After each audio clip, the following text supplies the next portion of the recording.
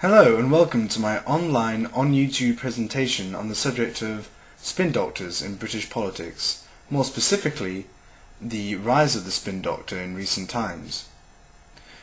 Well, perhaps one can attribute the rise of the spin doctor in British politics to the arrival of Tony Blair in 10 Downing Street in 1997.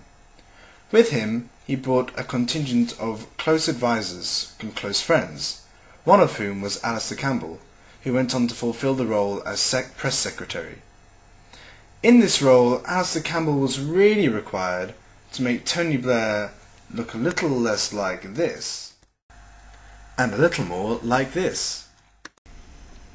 Although, as I just mentioned really, spin doctors are commonly considered to be a recent phenomenon, a word popularised under Blair, in order to understand the rise of the spin doctor today, it is a good idea to trace back the origins of the concept. No better a place to look for these than Nazi Germany.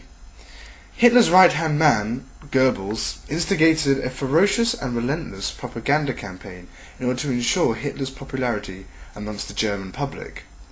His approach was to spin stories, i.e. turning a bad event into a positive one which reflected well on the government, and as such imposed tight restrictions on what was said in the press and broadcasted in the media.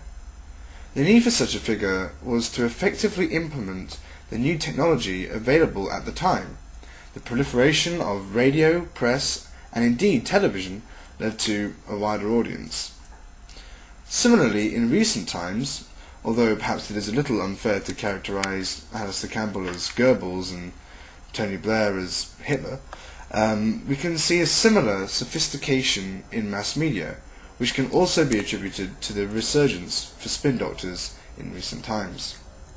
24-hour news, online blogging, and a far more discerning press called for a far more image-conscious style of governing. Tony Blair was indeed the first to realise this and effectively changed the style of governing. As you will also see on the forum, I posted another clip illustrating the role of the spin doctor. This really is a fantastic clip from Armando Iannucci's brilliant satirical comedy series, The Thick of It. The clip is a perfect example of why there has been a rise of spin doctors in recent times, and the importance that their role plays in government in this modern age of mass media. It is taken from the episode Spinners and Losers, in which the Prime Minister announces his unexpected resignation, and then follows the team at number 10 as they try to find a new leader and improve his profile. I do warn you that this clip contains some seriously strong language and a rather excellent depiction of Alastair by the actor Peter Capaldi. So hope you enjoy that. Now it's time, as the little title there informs me, for my final thoughts. The rise of the spin doctor in recent times can be attributed to the rise of 24-hour media coverage and the need for a good public image. Thus, the need for a ruthless press secretary was an emphatic one, and one which Blair was able to capitalise on with the employment of Alastair as press secretary. However, could it be said, with the departure of Blair, will signify the end of spin? The reason why Brown's public perception is so low at the moment is his inability to find an effective spin doctor. Could it therefore be considered that spin doctors indeed play a good role in controlling the extent to which the media is able to exaggerate certain stories, in short, making mountains out of molehills?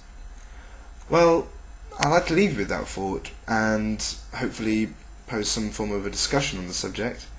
I'd like to thank you all for watching the clip, and I hope you enjoyed it as much as I have enjoyed making it. And I'll see you in the seminar next week. Thank you very much.